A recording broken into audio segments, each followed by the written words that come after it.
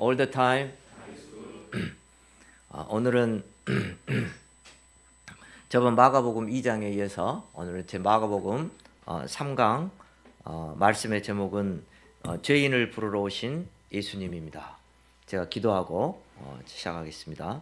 감사하신 하나님 아버지, 하나님께서 죄인들을 불쌍히 여기시고 예수님을 이 땅에 죄사함의 권세자로 보내주심을 감사를 드립니다. 오늘 말씀을 통해서 저희가 내 죄사함을 받았느니라 하시는 예수님의 음성을 심령으로 깊이 듣게 하시기를 간절히 기도합니다. 예수님 이름으로 기도하였습니다. 사람들은 누구나 밝고 힘차고 순결하고 아름다운 인생을 살기를 원합니다. 또 행복한 인생을 살기를 원합니다. 그래서 물질이 좀 풍족해지면 또 초고속 승진을 해서 성공하게 되면 행복이 보장될 것이라 생각하면서 앞만 보며 달려가고 있습니다.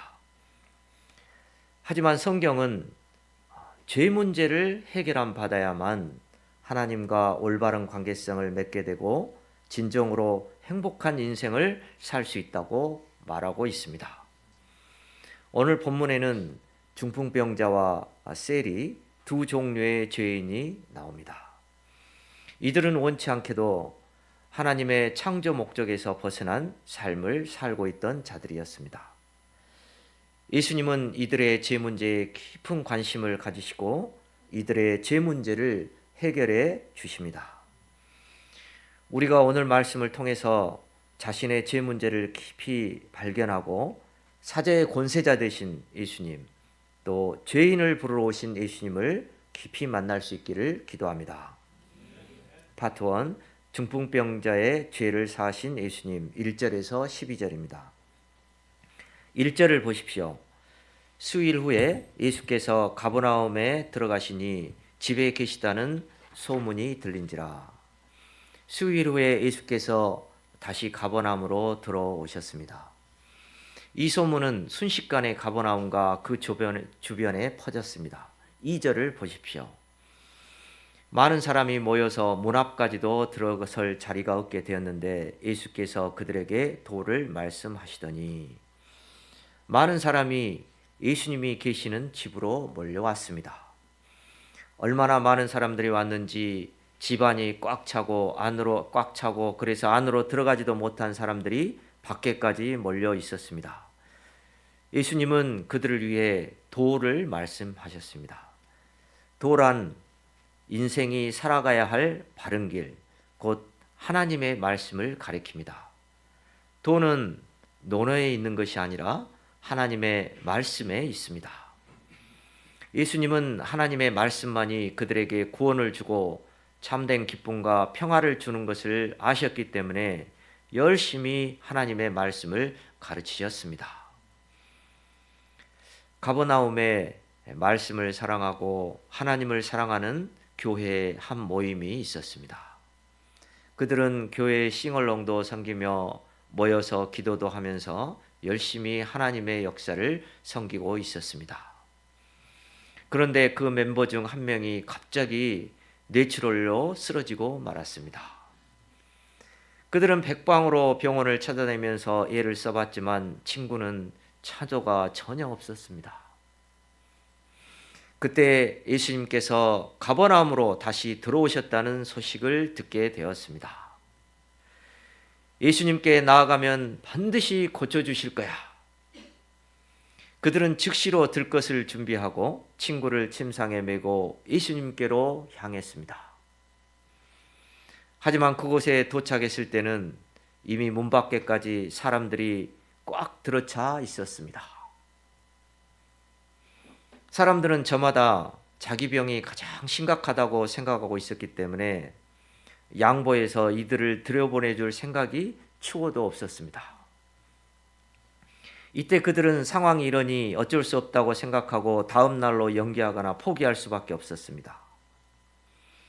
많은 사람들이 선한 일을 하고자 하다가도 어쩔 수 없는 상황 때문에 포기해 버리는 경우가 많습니다. 기도해도 안 된다. 안 해본 것이 아니라 과거에 수없이 해봤는데 믿음으로 해도 안 된다는 생각에 사로잡혀서 중풍병자와 같이 무기력하게 누워 지낼 때가 많이 있습니다. 특히 목자들이 이런 중풍병에 걸리게 된다면 문제가 심각합니다. 양들이 중풍병에 걸리게 되면은 목자가 데리고 오면 되지만 목자가 중풍병에 걸리게 되면 아무도 데리고 갈 사람이 없기 때문에 더 절망적입니다. 불가능한 상황만을 생각하고 포기하게 되면 그것이 삶 전체에 영향을 끼쳐서 모든 것을 부정적으로 보게 되고 매사에 자신이 없이 무기력하고 패배적인 인생을 살게 됩니다. 그러나 믿음으로 장애물에 도전하고자 하게 되면 상황은 완전히 달라지게 됩니다. 생각이 긍정적이 되고 불가능한 상황 가운데서도 어떤 가능성을 찾게 됩니다. 뜻이 있는 곳에 길이 있다는 말대로 믿음으로 한계 상황에 도전하게 되면 창조적인 지혜가 떠올라서 나아갈 길을 찾을 수 있게 됩니다. 이때 살아계신 하나님의 능력을 체험하고 새 역사를 창조할 수 있게 됩니다. 이처럼 어떤 상황에 부딪힐 때 어떻게 생각하는가에 따라서 상황이 완전히 달라지게 됩니다. 그들은 합심해서 열심히 기도하기 시작했습니다. 어찌하든지 친구를 예수님 앞에 데리고 나갈 수 있도록 간절히 기도했습니다. 예수님 앞에 데리고 나가기만 하면 반드시 고침을 받을 수 있고 정상인이 될 수 있다는 믿음으로 간절히 기도했습니다. 이렇게 포기하지 않고 믿음으로 끝까지 도전하고자 했을 때 그들에게 창조적인 지혜가 생겼습니다. 그것은 지붕으로 올라가 지붕을 뚫고 친구를 침상에 매달아 내리는 것이었습니다. 지붕 위에 올라간다는 것, 남의 지붕을 뜯는다는 것, 중풍병자를 침상채 달아 내린다는 것, 어느 것 하나 상식적으로는 생각할 수 없는 일이었습니다. 친구를 살리고자 하는 목자의 심정, 또 예수님께 대한 믿음이 있을 때 불가능에 도전하게 되었습니다. 그러나 사람들의 눈으로 볼 때 그들의 행동은 비난받을 수밖에 없었습니다. 그들은 새치기를 하였고 남의 지붕을 뜯었으며 집회를 방해했습니다. 그러나 문제는 사람들이 어떻게 보는가가 중요한 것이 아니라 예수님이 이를 어떻게 보시는가 하는 것이 제일 중요합니다. 5절 상반절을 보십시오. 놀랍게도 예수께서 저의 믿음을 보셨다고 말하고 있습니다. 여기서 우리는 사람들이 보는 눈과 예수님의 보는 눈이 전혀 다름을 알 수 있습니다. 사람들은 겉으로 나타난 행동을 보았지만 예수님은 그들이 그런 행동을 하게 된 내면의 동기를 보셨습니다. 예수님은 그들이 모든 역경을 뚫고 중풍병자의 상을 달아내릴 수 있었던 그 원동력이 믿음임을 보셨습니다. 예수께서 보실 때 그들이 중풍병자 친구를 고치기 위해 남의 지붕을 뜯어 구멍을 낸 것은 믿음의 사고에서 나온 창조적인 파괴였습니다. 예수님은 그들의 믿음을 심히 기뻐하시고 그 믿음을 축복해 주셨습니다. 우리는 여기서 예수님께서 기뻐하시는 믿음은 포기하지 않고 장애물을 넘어서 예수님께 끝까지 나아가는 믿음임을 알 수 있습니다. 중풍병자와 네 친구들은 예수님께 대한 소문을 듣고 예수님께 나아갔습니다. 이처럼 믿음이란 문제를 들고 예수님께로 나아오는 데서 출발합니다. 우리가 인생을 살아가다 보면 여러 가지 많은 문제에 부딪히게 됩니다. 어떤 문제는 내가 능히 처리할 수 있지만 어떤 문제는 내 힘으로는 도저히 다룰 수 없는 경우가 많이 있습니다. 때로는 한꺼번에 여기저기서 문제들이 터져서 한계 상황에 처할 때가 있습니다. 이때 우리는 문제 앞에서 절망하고 좌절하고 드러눕기 쉽습니다. 그러나 바로 이때가 정말 믿음이 필요한 때입니다. 믿음이란 문제를 들고 예수님께 나아가는 것입니다. 자신도 예수님께 나아가고 양들 또한 예수님 앞에 데리고 나가기만 한다면 그 어떤 죄인도 능히 고침을 받고 변화될 수 있습니다. 믿음으로 예수님께 나아가고자 하면은 결코 순탄치만은 않습니다. 반드시 거기에 갈등이 있습니다. 장애물이 있습니다. 사단은 어찌하든지 이를 방해하고자 온갖 해방을 놓습니다. 갑자기 팽팽 놀던 양들이 시간이 없게 만들고 스케줄이 겹치기도 하고 친구들과 여행 약속을 만들기도 하고 갑자기 신경을 안 쓰던 교수님이 방학 중에 프로젝트를 하자고 연락이 오기도 합니다. 내면적으로는 심한 자의식을 심기도 하고 또 한편으로는 모임에 나갔다가 이제 꼼짝없이 붙잡히게 되기라도 하면은 내 인생은 어떻게 되는가 하는 두려움을 심기도 합니다. 하지만 믿음은 이런 모든 내적, 외적 장애물을 극복하고 예수님만 바라보고 예수님께로 나아가는 것입니다. 이렇게 믿음으로 나아간 자는 하나같이 예수님의 큰 축복을 받았습니다. 저번 강의에 예수님께 나온 나병 환자가 그렇습니다. 나병 환자가 예수님 앞에 나오는 것은 결코 쉽지 않습니다. 사람들에게 들키기라도 한다면 예수님께 가기도 전에 돌에 맞아 죽을 수도 있습니다. 이 부정한 문둥병자가 여기가 어디라고 미친 거 아니야? 이런 끔찍한 사람들의 비난을 생각하기만 하면 발걸음이 떨어지지 않았습니다. 또 많은 사람들 앞에서 자신의 추한 나병을 드러내 보여야 하기 때문에 자의식이 들어 포기하고 싶었을 것입니다. 그럼에도 불구하고 그는 이 모든 것을 넘어서 예수님 앞에 나왔습니다. 소경 거지 바디메오도 예수님이 지나간다는 소문을 듣고 아무것도 보이지 않지만은 다윗의 자손 예수여 나를 불쌍히 여기소서 하고 부르짖었습니다. 많은 사람들이 이 거지야 좀 조용히 좀 해. 잠잠해 하고 꾸짖었습니다. 이때 바디메오는 믿음으로 그 장애물을 극복하고 더욱 큰 소리로 소리지르므로 예수님께 나아갈 수 있었습니다. 12년 동안 혈루증을 앓던 여인도 마찬가지입니다. 혈루증은 부정한 병으로 다른 사람과 접촉도 해서는 안 되었습니다. 예수님 곁에는 항상 많은 무리들이 따라다녔기 때문에 연약한 여인으로 이 무리들을 해치고 나간다는 것은 불가능해 보였습니다. 예수님께 나아가서 그 옷에 손을 대기만 하면 나을 것이라는 믿음이 있었지만 결코 쉽지 않았습니다.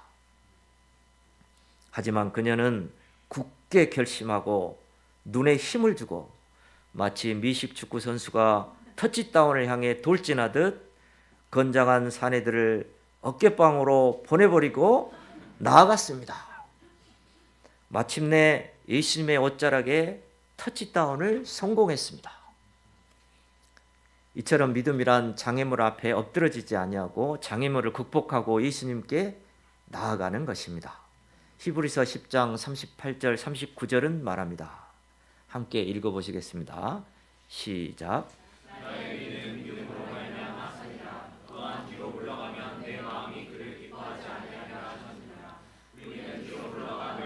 자녀요 오직 영혼을 구원함에 이르는 믿음을 가진 자니라. 이렇게 믿음으로 나온 자들을 예수님께서는 어떻게 대해 주셨습니까? 사람들은 겉모양만 보고 염치 없다, 무례하다 비난했지만 예수님은 믿음으로 나온 자를 결코 외면하지 않으셨습니다. 오히려 크게 칭찬하시고 그 믿음을 크게 축복해 주셨습니다. 나병에서 깨끗게 하여 주시고 소경의 눈을 뜨게 하여 주시고 혈류증에서 즉시로 낫게 하여 주셨습니다. 그들은 예수님 앞에 믿음으로 나아감으로 절대절명의 인생 문제에서 자유함을 받게 되었습니다. 예수님은 믿음으로 나온 자를 크게 기뻐하시고 또 따뜻하게 영접해 주십니다. 그리고 그 믿음을 만배로 축복하여 주사 고통받던 인생 문제를 치료해 주십니다. 오늘 본문의 중풍병자는 어떠합니까? 예수님은 믿음으로 장애물을 극복하고 나온 그에게 큰 축복을 주고자 결심하셨습니다. 병 고침보다 더 큰 최고의 축복을 준비하고 계셨습니다. 예수님은 중풍병자를 작은 자야라고 부르셨습니다. 이를 영문으로 보면 son, 즉 아들아 하고 부르신 것입니다.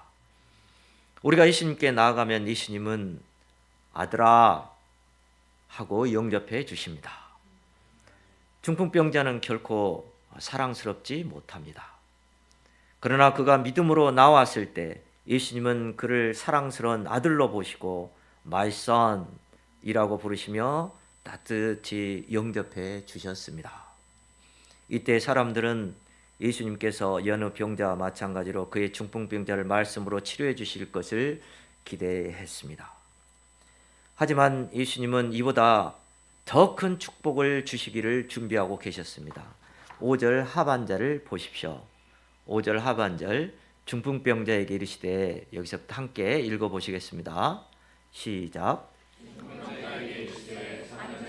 내 제사함을 받았느니라. 내 제사함을 받았느니라.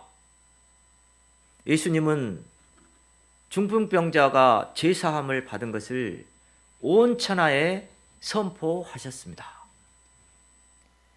예수님의 제사함의 선포는 천지가 개벽할 만한 놀라운 사건이었습니다. 우리는 여기서 두 가지 중요한 사실을 배우게 됩니다. 첫째로는 중풍병과 같은 현실 문제에서 해결함을 받는 것이 중요해 보이지만 그보다 더 시급하고 근본적인 것은 우리가 죄 문제에서 해결함을 반드시 받아야 한다는 것입니다. 사람을 불행하게 하는 것은 중풍병과 같은 장애가 아니라 내면의 역사하는 죄 때문에 중풍병적인 삶을 사는 것입니다. 아무리 육신적으로 건강한 사람이라 할지라도 하나님과 바른 관계성을 갖지 못하고 죄 가운데 살면은 불행한 인생을 살게 됩니다. 반면에 육신적으로 불행해 보이는 사람이라도 하나님과 바른 관계성을 맺고 믿음으로 살면 행복한 인생을 살게 됩니다. 지선아 사랑해란 책을 쓴 이지선 씨는 대학교 4학년 때 오빠와 승용차로 귀가하던 중 음주운전자가 낸 7중 추돌 사고로 전신에 중화상을 입었습니다. 죽음의 문턱을 수차례 오가면서 수술을 받아야 했습니다. 엄지손가락을 제외하고 나머지 손가락의 천마디를 모두 잘라내야 했습니다. 무엇보다 화상은 곱던 그의 옛 모습을 앗아갔습니다. 하지만 그녀는 이 사건으로 말미암아 하나님을 깊이 만나게 되었습니다. 이 고난으로 말미암아 사제의 권세자 되신 예수님을 깊이 만나게 되었습니다. 한 인터뷰에서 기자가 그녀에게 물었습니다.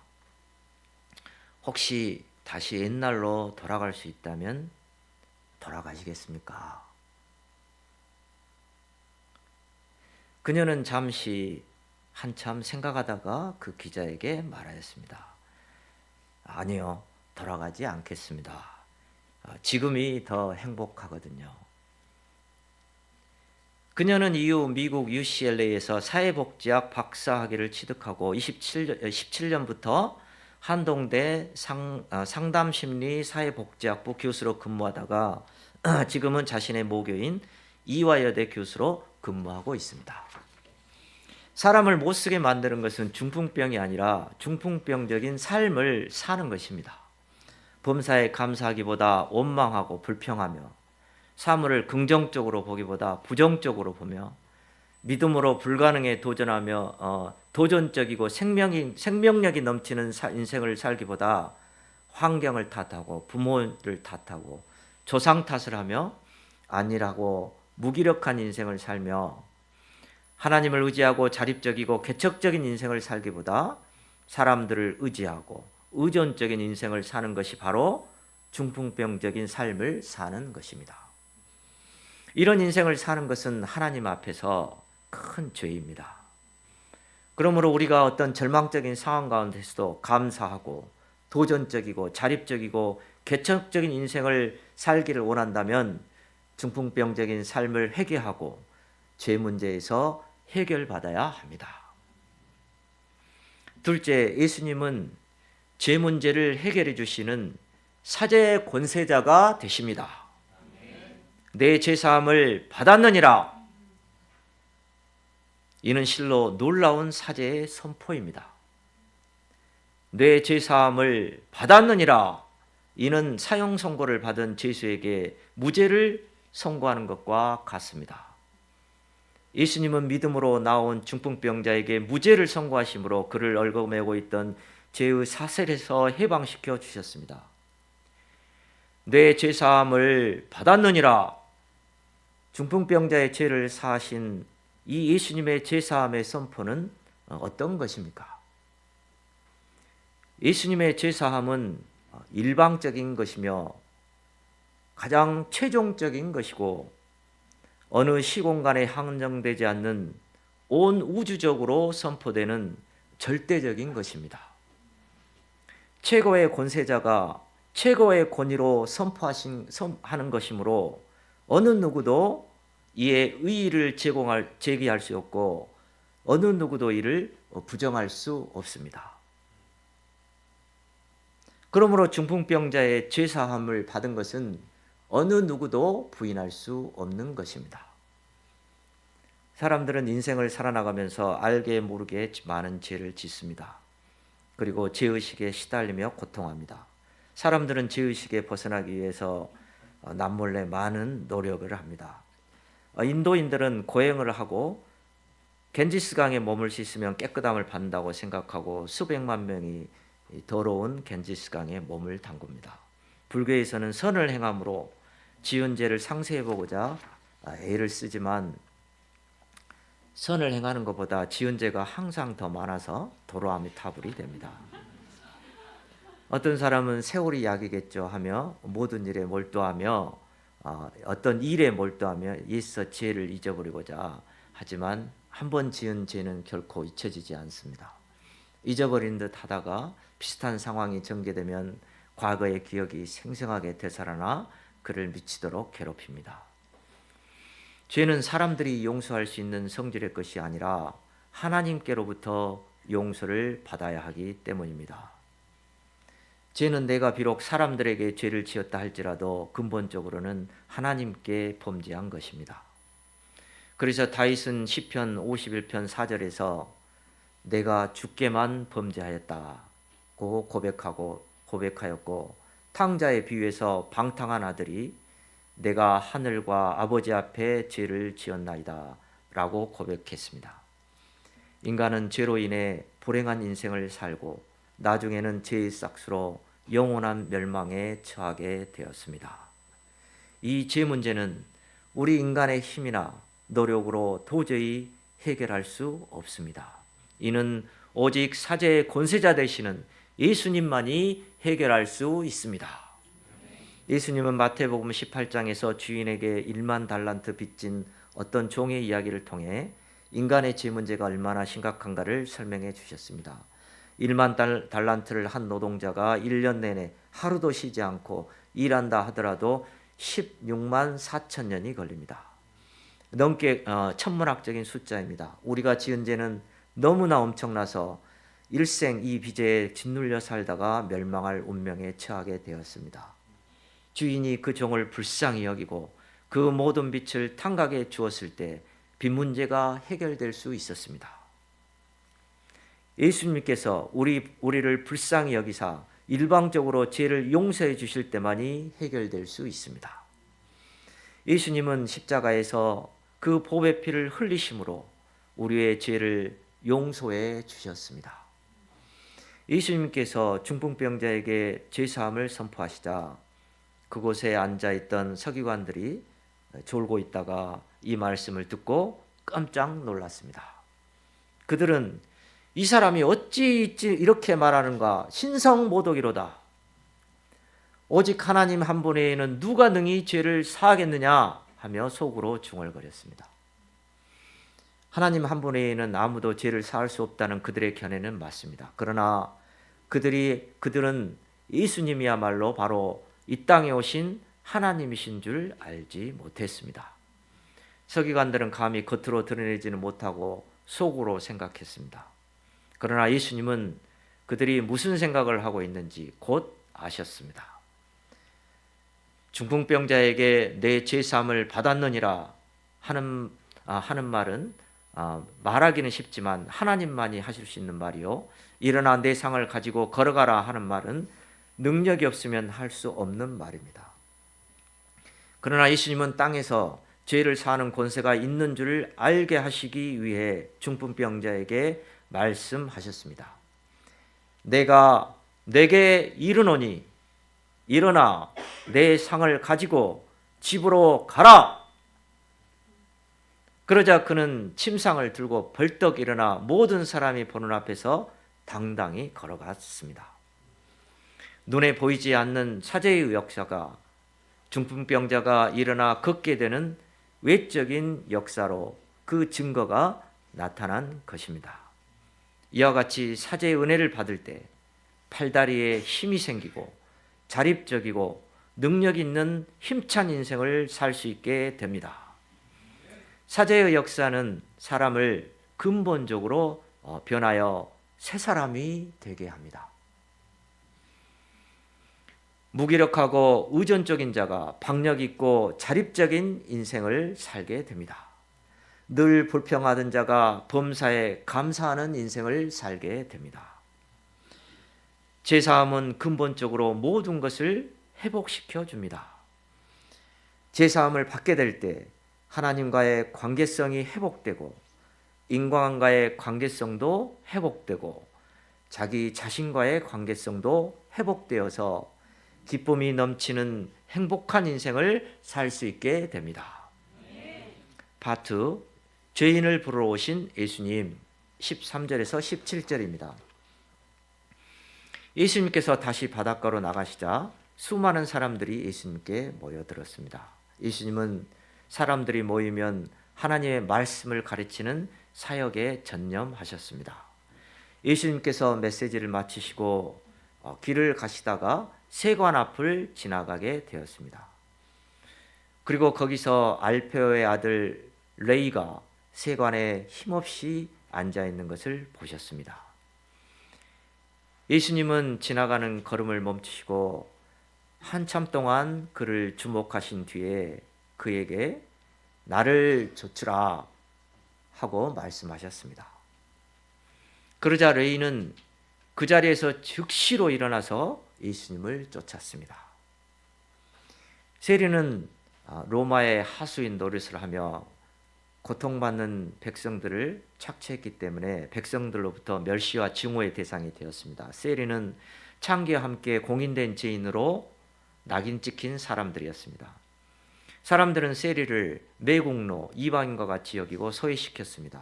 중풍병자가 무기력한 죄인이라면 세리는 악착같이 자기만을 위해서 열심히 살았습니다. 다른 사람들이 뭐라고 하든 다른 사람들은 어떻게 되든지 자기 앞날만을 위해서 열심히 이기적으로 살았습니다. 오늘날은 이기적으로 사는 것이 너무 당연시되어 죄로 여기지 않습니다. 오히려 세리 레이와 같은 자들을 현명한 자로 생각하고 인기가 있고 능력자로 평가받습니다. 치열한 경쟁사에서 레이와 같이 이기적으로 사는 것은 당연한 것 같이 생각됩니다. 그러나 하나님께서 보실 때 이기적으로 사는 것은 큰 죄입니다. 인간은 본래 하나님의 영광을 위해서 또 이웃을 위해서 살도록 지음을 받았습니다. 사람이 어떤 상황에 처하든지 하나님의 영광을 위해서 살고 이웃을 위해서 살 때 삶의 보람을 느끼고 참된 기쁨을 누릴 수 있습니다. 그러나 세리의 인생 철학은 첫째도 자기, 둘째도 자기, 셋째도 자기였습니다. 이런 이기적인 삶은 하나님의 창조 목적, 또 인생 목적에서 완전히 빗나간 삶이었습니다. 사람에게는 인정받고 사랑받고 존경받고자 하는 기본적인 욕구가 있습니다. 물질이 좀 없다 하더라도 다른 사람들로부터 인정받으면 또 사랑받으면 또 존경을 받을 때 행복을 느끼며 살 수 있습니다. 그러나 레이는 인정과 사랑과 존경은커녕 증오의 대상이 되었습니다. 사람들은 멀리서부터 그를 알아보면 일부러 피해서 다른 길로 돌아서 갔습니다. 그는 그 사회에서 왕따였습니다. 하나님의 말씀을 좀 듣고 싶어도 회당에 나갈 수조차 없었습니다. 버스를 타려고 해도 세리와 개는 타지 마시오 라고 쓰였습니다. 사람은 사회적 동물이기 때문에 왕따 당하게 될 때 미치게 됩니다.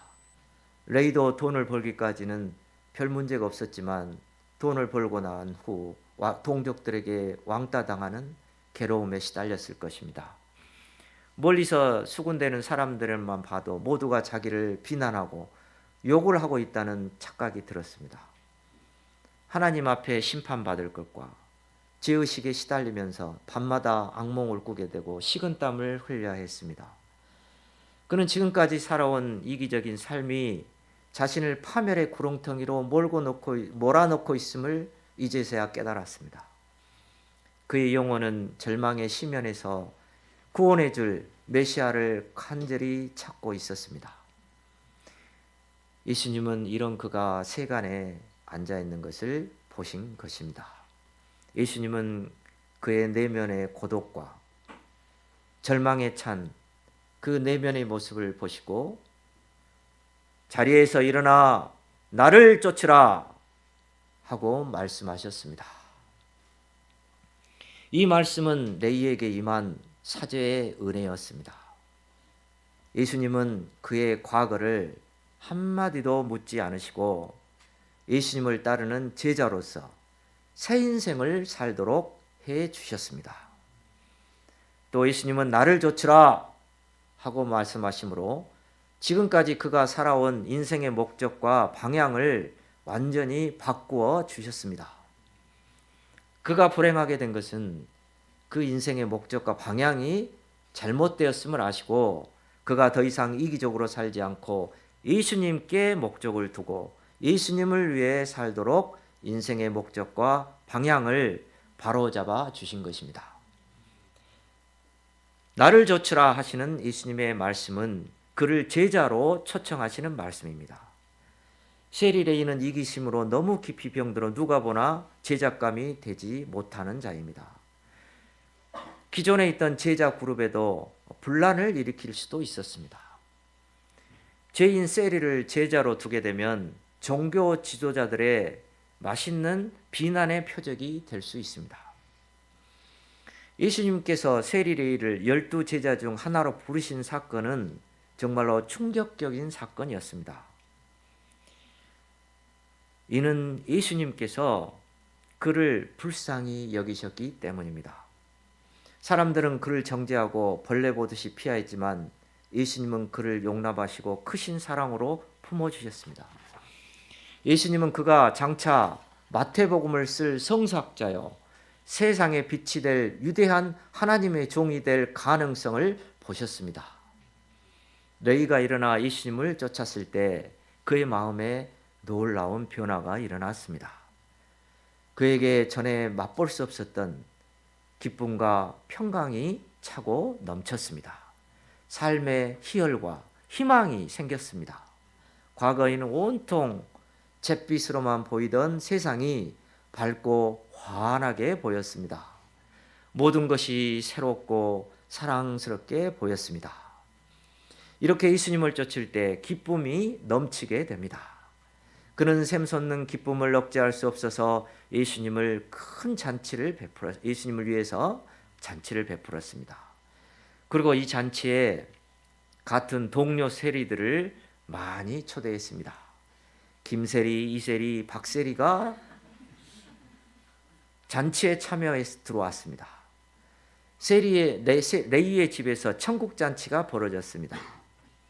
예수님은 이 죄인 세리들을 다 영접하시고 그들과 함께 식사를 하셨습니다.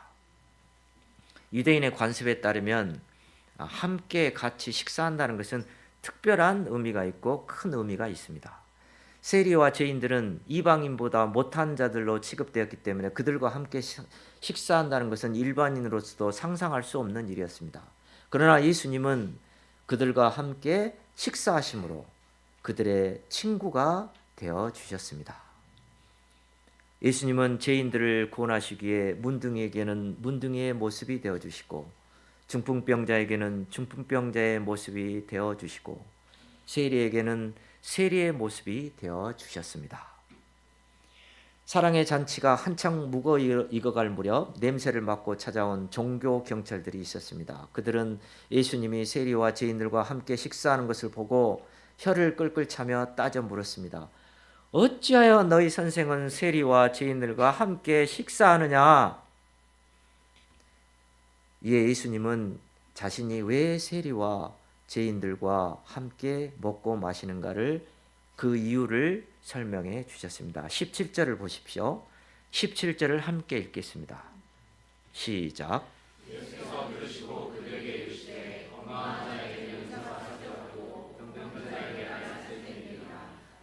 의인을 부르러 온 것이 아니요 죄인을 부르러 왔노라. 예수님은 이 죄인들, 특히 세리 레위를 병든 자로 보셨습니다. 예수님은 병든 죄인을 치료하여 살려주시는 영적 의사가 되십니다. 의사들은 환자를 볼 때 왜 병들어 왔냐고 정죄하거나 잘라버리지 않습니다. 의사는 병과 병자를 분리해서 보고 병만 고침을 받기만 하면 건강한 삶을 살 수 있다고 봅니다.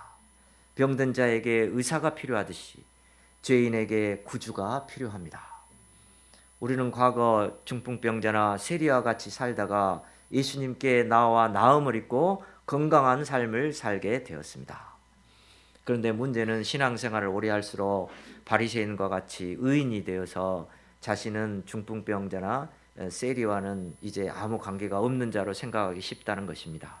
그렇게 되면 죄인들을 이해와 사랑으로 품고 섬기기보다 율법적이 되어 속으로 판단하고 정죄하게 됩니다. 자신이 죄인이라는 깊은 인식이 없을 때 예수님이 별 필요가 없게 됩니다. 그러나 예수님은 스스로 건강한 자라고 생각하는 그 의인들의 구주가 아니요 자신이 병든 자임을 깊이 인식하는 죄인들의 구주가 되십니다. 예수님은 중풍병자의 모든 죄를 사하시는 사죄의 권세자이십니다. 뿐만 아니라 더 나아가서 그 죄인을 불러서 함께 하시는 죄인들의 친구가 되십니다. 예수님은 과거를 묻지 않으십니다. 그러므로 이 예수님께 나아가지 못할 죄인이 한 명도 없습니다. 그러기 위해서는 먼저 자신이 하나님 앞에 죄인임을 깊이 인식하고 겸손하게 두 손, 두 발 다 들고 나아가야 합니다. 그러면 누구든지 예수님 안에서 제사함을 덧입고 새 인생을 살 수 있습니다. 죄인들의 친구가 되시고 이 땅의 모든 죄인들을 부르러 오신 예수님께 감사와 찬송을 드립니다. 제가 기도하고 마치겠습니다. 감사하신 하나님 아버지, 참 예수님을 이 땅에 사죄의 권세자로 보내시고 또 죄인들의 친구로 보내심을 진실로 감사를 드립니다. 저희가 참 이 마음이 높아지지 아니하고 참 이 겸손하게 참 저희의 죄인됨을 깊이 발견하고 참 이 예수님 앞에 참 두 손 두 발 두고 참 이 나아가게 도와주시고 그래야 해서 참 제사함의 큰 축복을 참 누리게 도와주시기를 간절히 기도합니다. 예수님 이름으로 기도하였습니다.